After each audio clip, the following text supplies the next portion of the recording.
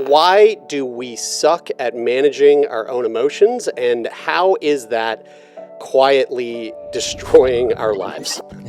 This is Dr. Ethan Kross, a scientist who spent 25 years studying why our emotions can silently hijack our lives. We get animated, energized, anger, anxiety, happiness strongly, and we don't get a user's manual on how to rein those emotional responses in. That is why we stink. But what if we've been thinking about our emotions all wrong? Some of the emotions that I'm guessing you think are bad ones, like anger, anxiety, sadness. No, for him, it's like happiness, horniness, just like... Well, to each their own. From Navy SEALs carrying nuclear codes to healthcare workers in crisis, the most elite professionals have mastered one critical skill. When asked what's the secret to your success, it wasn't his physical capacities, it's his ability to manage his emotions and other people's emotions under stress. The question is, how do we shift our emotions before they shift us? I think of these as like psychological jujitsu moves. These are small changes in the way you think about yourself and your circumstances, which puts you on a different emotional trajectory. Today, we're learning how to be emotional ninjas in a world that's constantly trying to push our buttons. Welcome to Sick Boy.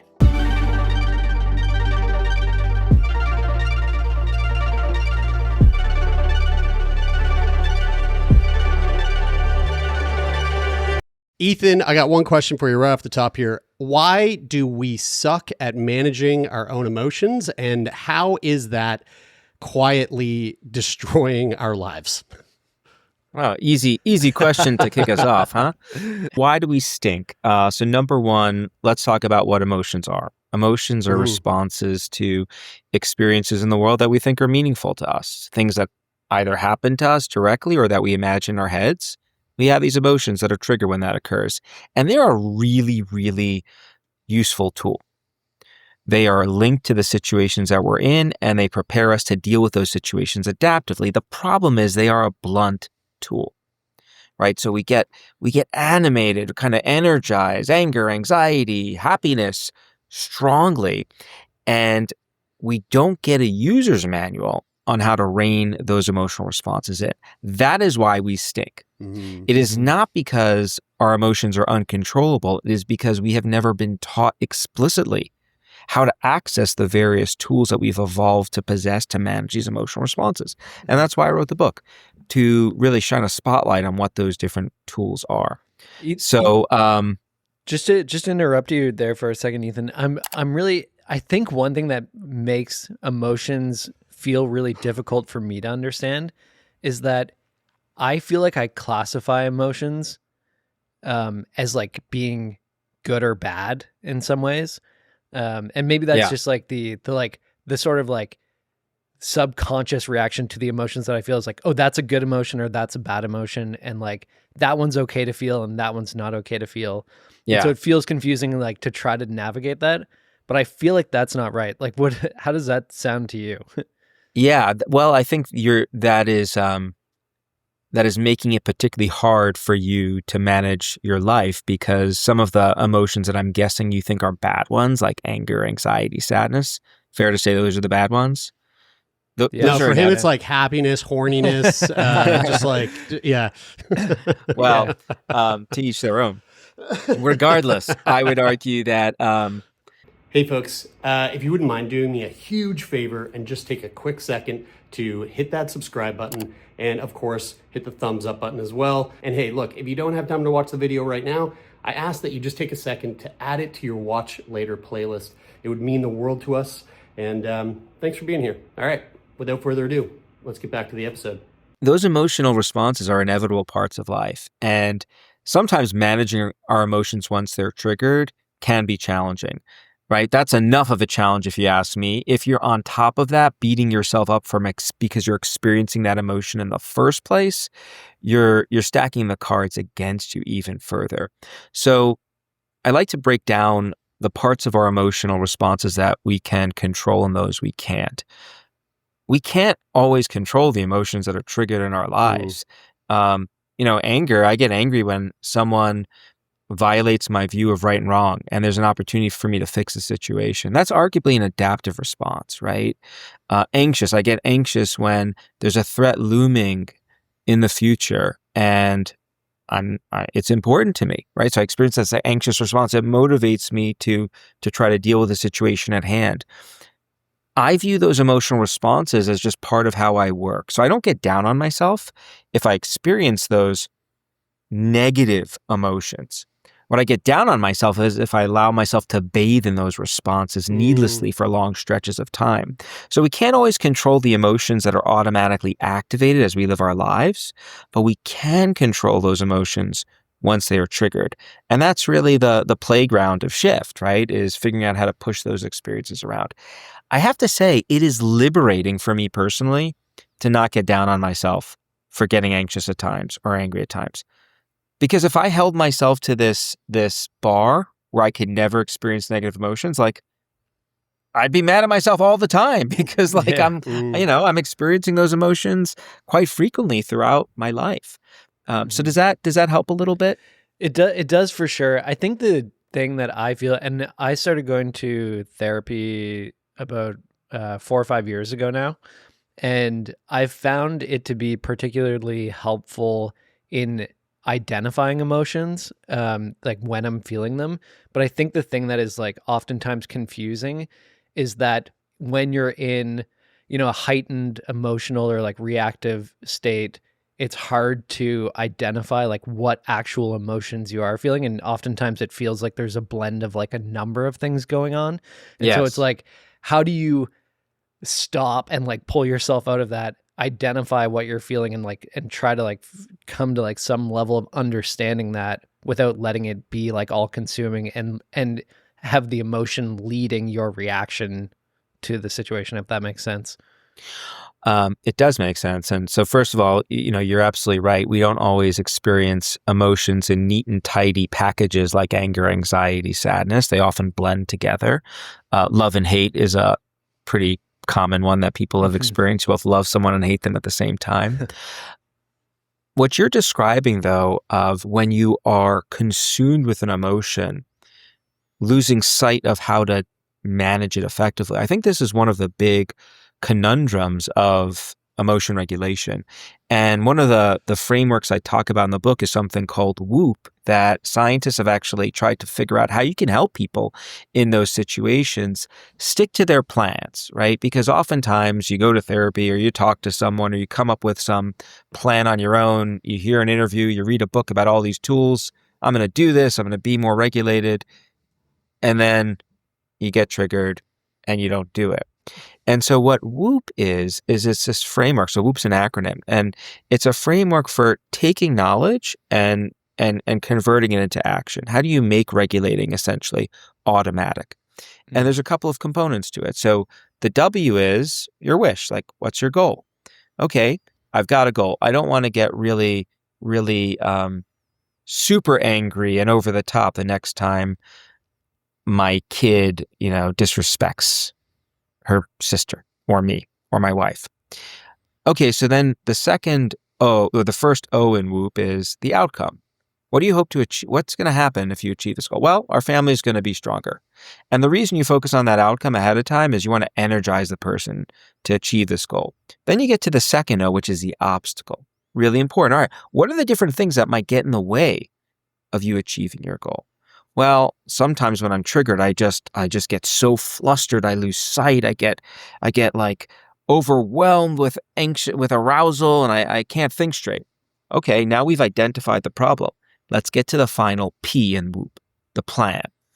If I find myself not being able to see straight because I'm upset, then, and you plug in your tool and you rehearse that plan a few times. What that does is it allows you to essentially game out the situation ahead of time so that when you find yourself in it, you don't have to stop and think, oh my God, what should I do? You've already created a plan to execute it. And so if you have a set of circumstances that you know are triggering for you, I'd encourage you to try building one of these WHOOPs to try to help yourself managing it more effortlessly. So this is really interesting. I mean, a lot of what you're talking about right now is stuff that I'm like currently thinking a lot about. I'm going to hop on the bandwagon there with Brian and say that I also recently started therapy, and it's been amazing. But something that I've actually just like recently been working through with my therapist is not avoiding certain emotions that I don't like to, that I,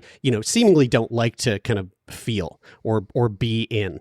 And so, okay, I hear that and I'm like, okay, cool. I got to stop like avoiding when I feel guilty, or I got to stop avoiding when I feel, angry or anxious. But something that I find really interesting is that you've mentioned how not being in the moment can sometimes be a good thing. And I'm curious to know, like, are there examples of when avoiding your emotions are actually or can be a good thing? Absolutely. So, avoidance gets a bad rap for a very good reason. So there are some people who chronically avoid dealing with problems. And the research on chronic avoidance is very clear. It is not good for you. And so what do I mean by chronic avoidance? The moment you have something that is upsetting you, your rule is to just focus away from it, divert, suppress, repress, just do anything you can not to think or deal with this scenario.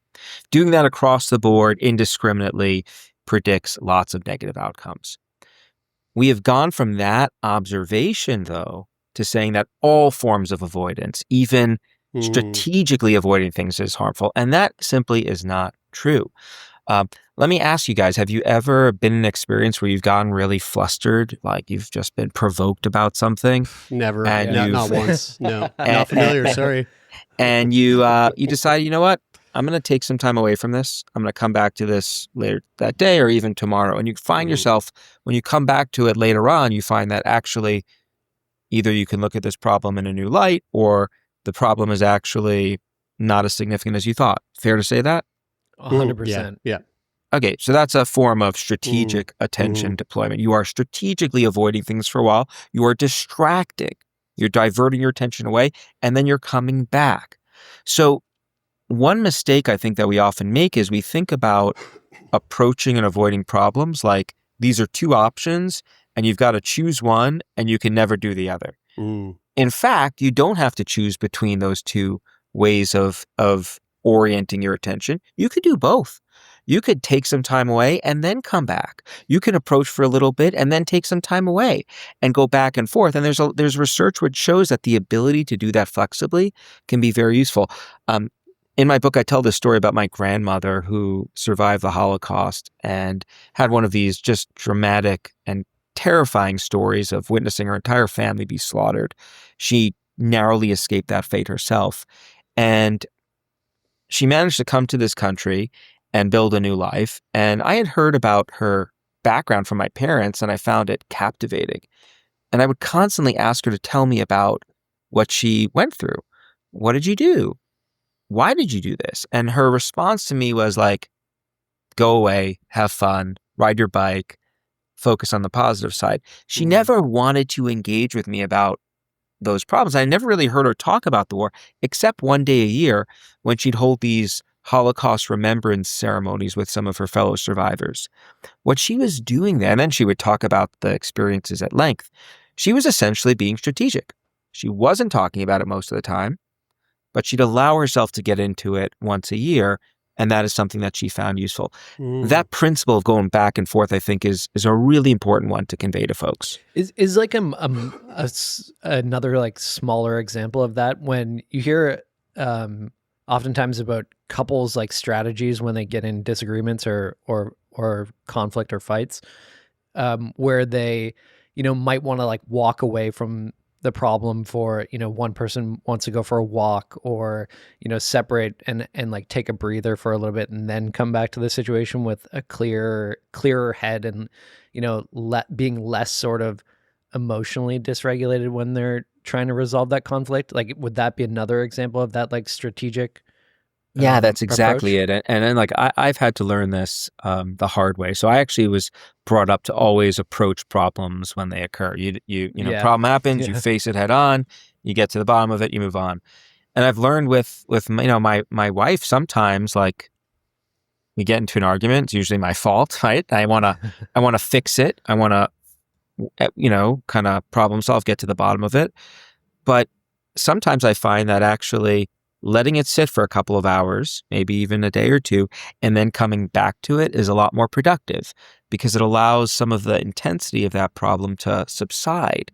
And then we're able to think about it and work through it more productively. And so that's exactly what we're talking about. Most of our emotions follow a natural time course. They are triggered, they rise in intensity, and then as time goes on, they diminish. Mm. And so when you are taking some time away from the problem, right, and then you come back to it later on, it may well have subsided. It doesn't always work that way, but it does often. I find that I'm glad you brought that up, because I think it's a good reminder. And again, we sort of talked about this earlier, like how lovely it would be to have that reminder the moment that you're in the situation where the emotion has arisen. But like there's some emotions I find, and maybe I'm speaking for myself here, but there's some emotions that I find feel like, no matter how much I can rationalize what you just said, they just feel like they are forever emotions. Like the one for me is if I ever feel jealousy, holy smokes, jealousy feels like it is never going to go away. It's like it is so all consuming that you're like, oh, well, I guess this is it forever. And like, just to have that reminder of like, hey, no, this is like all emotions. They come and they go. They wax and wane. I think would be just so helpful, but I guess that's why we're talking about this here. The book we mentioned already is Shift, Managing Your Emotions So They Don't Manage You. I mean, like you heard from Brian and I, we're big fans of shifting our emotions. We're a couple of shift heads, I guess you could say. And this is coming off of your last book, which was called Chatter, which focused a lot on the inner voice. I'm just curious, how does Shift build on that previous book? And what do you think are like some of the biggest evolutions in your thinking when it comes to emotions now that you've completed Shift? Well, so Chatter was about the voice in our head and how it sometimes can be an amazing asset, or sometimes stir up experiences that I'm sure the two of you never encounter. Not once, no. like worrying or ruminating about things. Yeah, we're perfect. And so it was pretty specifically about how to deal with that kind of worry and rumination and free your mind up to do the wonderful things it evolved to do. And while I was talking about Chatter after it came out, like, people would come up to me with lots of questions, not just about the content of what I've just talked about, but also just emotions more generally. Hey, this is a really interesting, thank you so much for teaching me how to deal with my worry and rumination. But what about A, B, C, D, E, F, G? And that just kept on happening over and over again. And it really shined a spotlight for me on this fact that people are really hungry to understand their emotional lives. We're experiencing emotions from the time we're in the womb, but ask most people what an emotion is, and they're hard-pressed to give you a definition, let alone go through all the different things we've learned about how to manage them.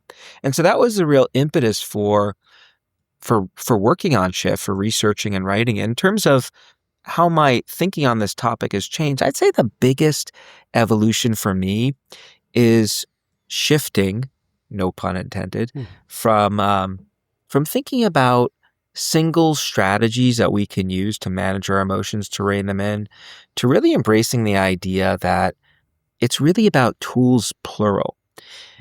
A lot like physical fitness. I think about mental fitness a lot, right? Like, how do you become mentally fit? Mentally fit being, you can turn the volume on your emotions up or down. You can lengthen or shorten how long they last.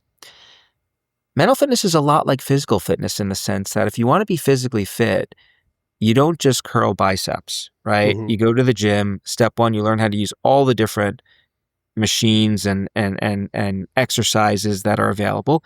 And then you start cluing into which are the ones that work best for you. And I'm guessing, Brian, Jeremy, you guys work out?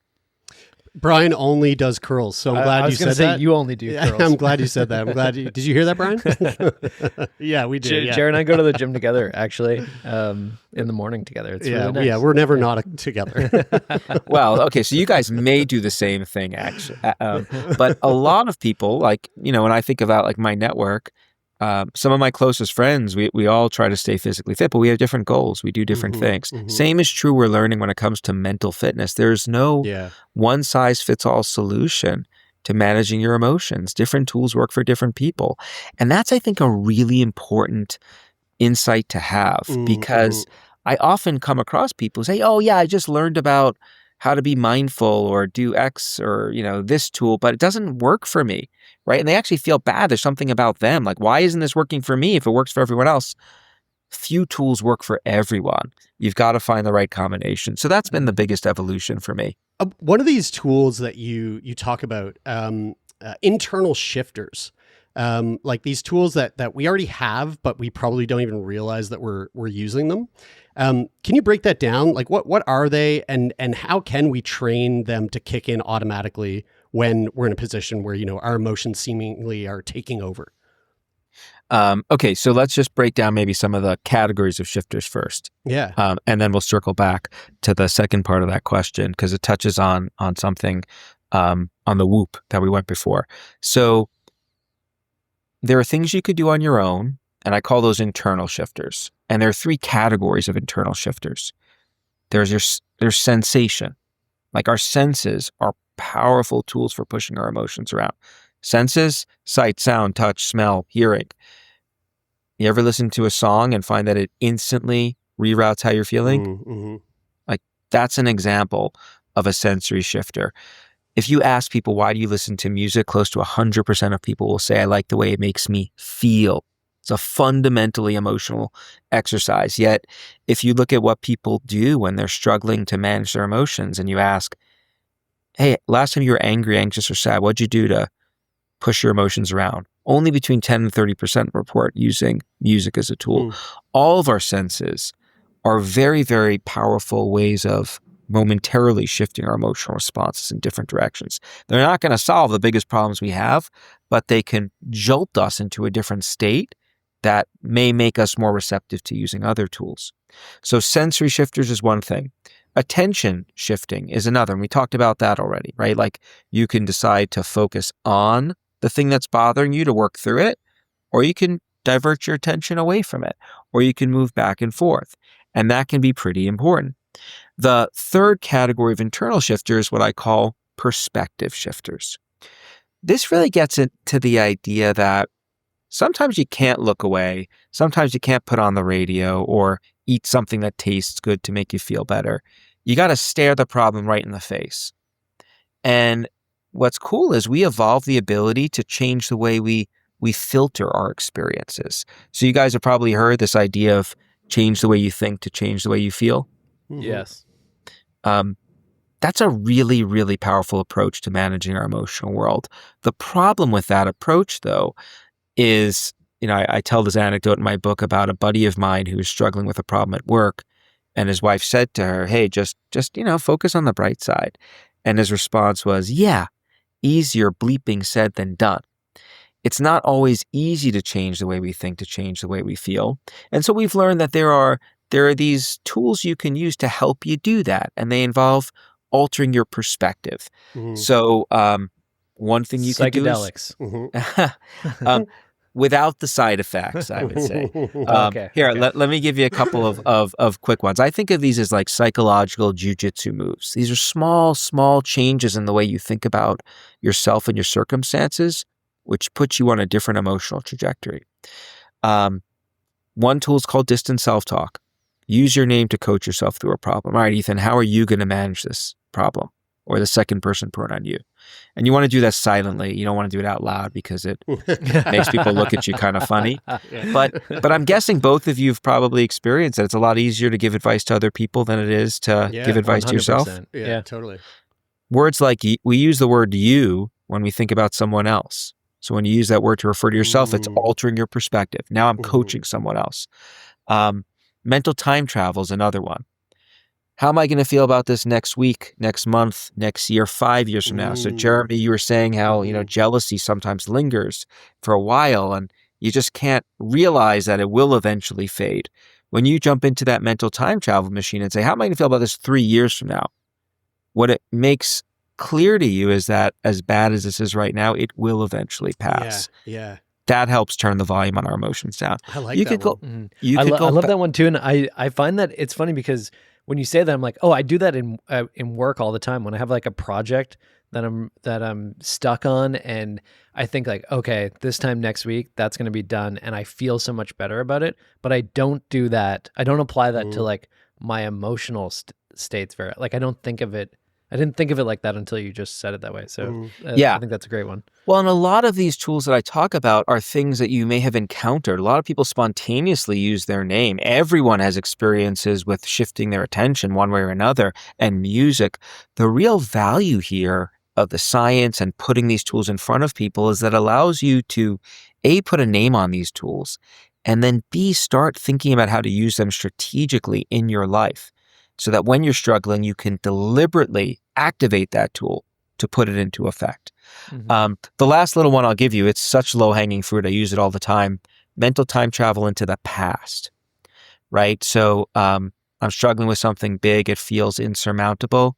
Get into your mental time travel machine. I take it to 1943. I hang out with my grandmother while she's trying to flee from the Nazis. That puts what I'm going through in perspective. It doesn't wipe the problem out, but it makes it more manageable. And that's often all you need to do to get through that problem and live a wonderful life. Oh yeah. I have a whole story about how just instinctively used that method one time when I was at a big music festival, and I have a little bit of a I wouldn't say phobia, but like a real deep hatred for outhouses. And I was just taking a shit in this outhouse and was like, I hate this. This sucks. And then I don't know what it was probably the Molly, but I was sitting there going, well, you know what? Actually, this is not that bad, because if I think about it, and this is so insane. I can't believe I'm telling you this, Ethan. I said to myself, there were people in the Holocaust who had to literally hide within the outhouse to avoid death. And I'm sitting in this outhouse and I've got toilet paper. I can hear music outside. It's not that this is a like 5-star hotel compared to what some people have experienced in their life.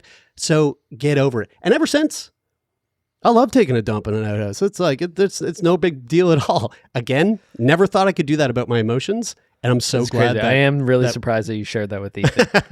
but look, this is about broadening your perspective. Exactly. This is about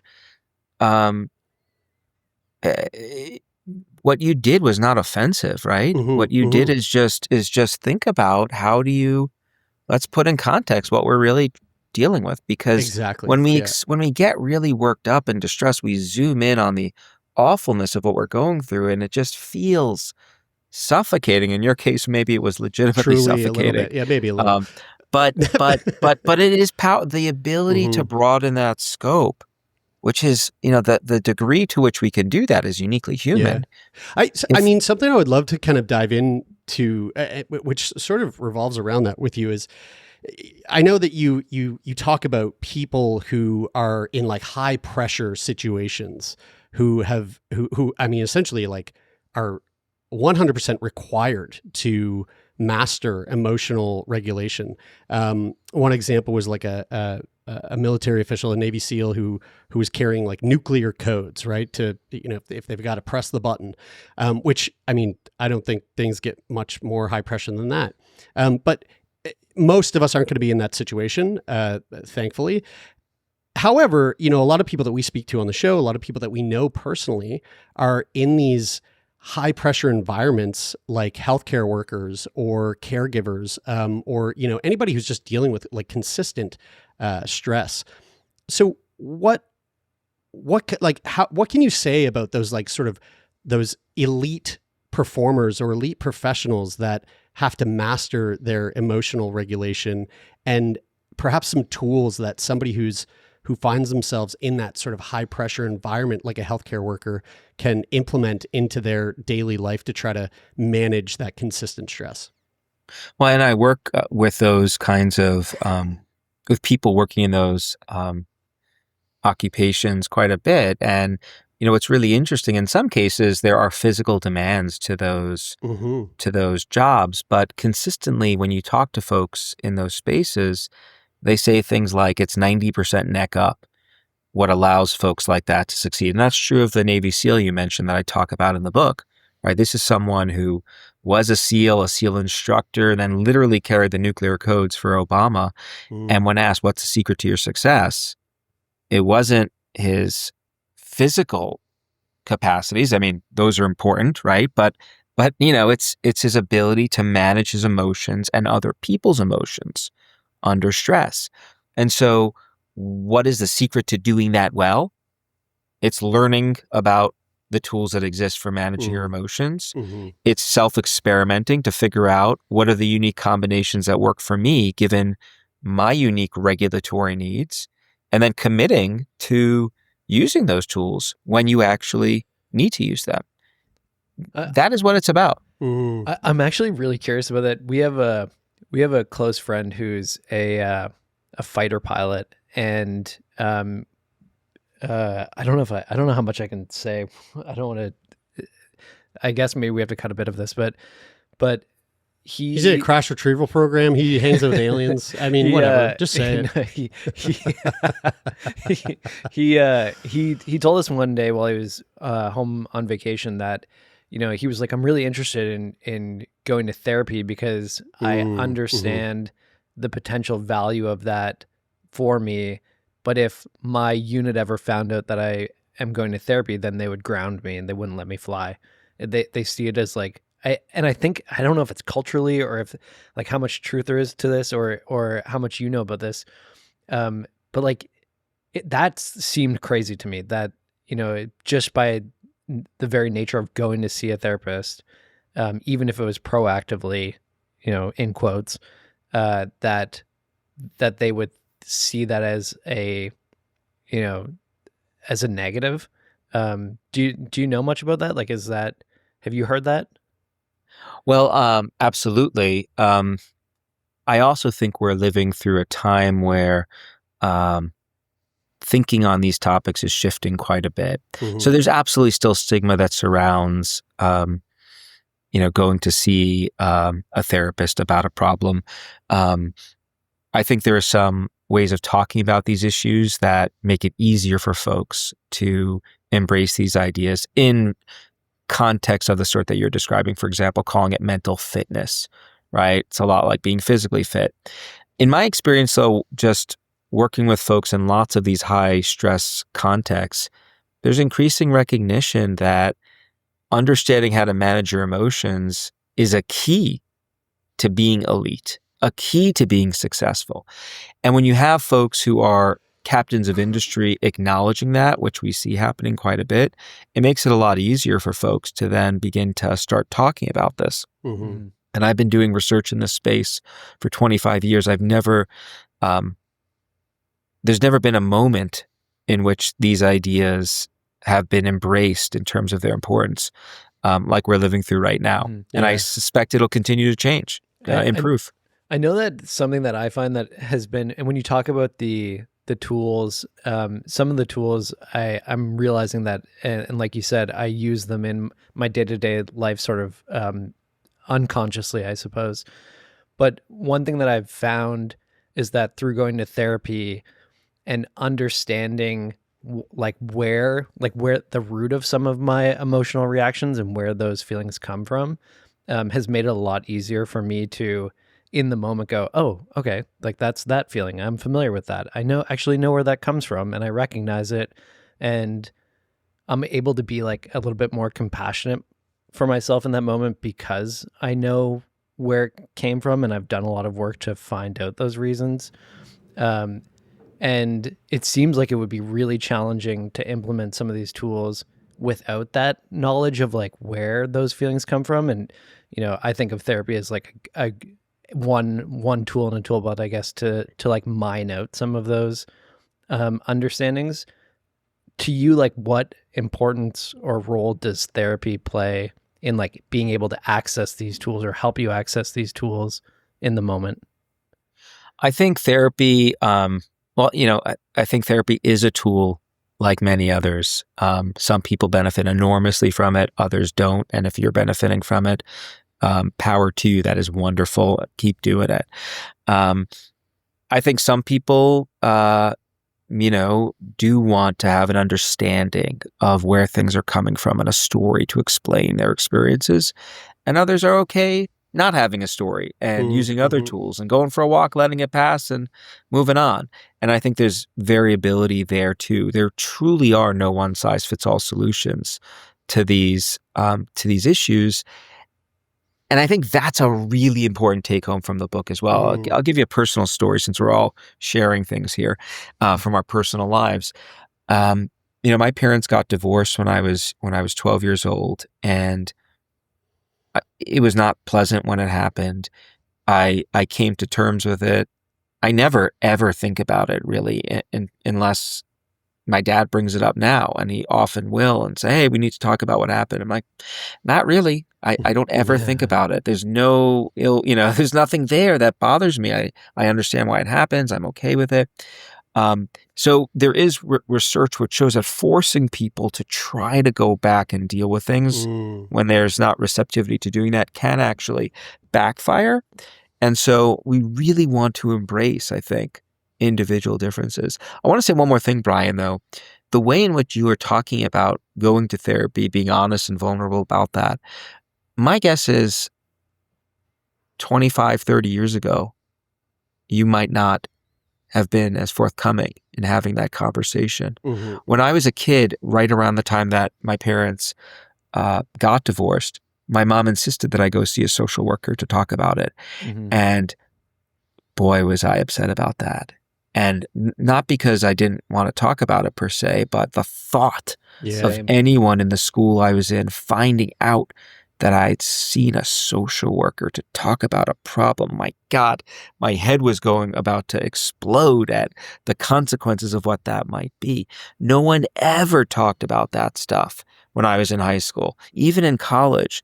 And now it's much, much more common. This is all normalized. And on the whole, I think that is a really good thing. I mean, considering you just shared that, and thank you, I'm curious, like out of the 25 years of the research that you've been doing on this sort of thing, if you could go back and teach your younger self one emotional trick, what do you think that would be? That's a great question. What would the one trick be? Well, for me, I can say it for me. For me, it would probably be distant, like the perspective shifters, distant self-talk and mental time travel. So I'm squeezing in a few tools there, but really this ability to like step outside of the situation, look at it from a bigger picture, like I would give advice to someone else. Those are powerful tools for me. They really like stop me in my tracks when I find myself beginning to go in the wrong direction. So again, folks, the book Shift, Managing Your Emotions So They Don't Manage You. It's out now. Get your copy. Ethan, I mean, this has been such a treat to be able to sit down and pick your brain about even just a sliver of the work that you've done so far. How can people find you and stay up to date with the work that you are doing? Easiest way to find me is to go to my website, www.ethankross.com. Links to social media there, LinkedIn, Instagram, info on the book, labs, research, and more. And I know that this might be a bit early to ask, but what's next? I mean, you've done this book, you did Chatter. Are you aware of where you want to what you want to tackle next?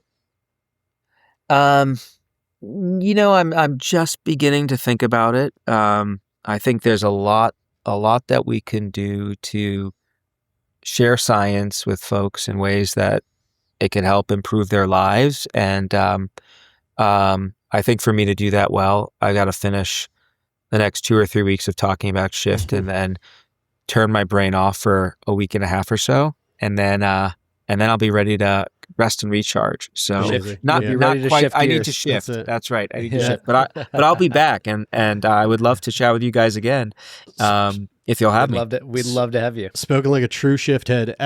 Ethan, thank you. This has been so fun. Yeah. Thanks for having me.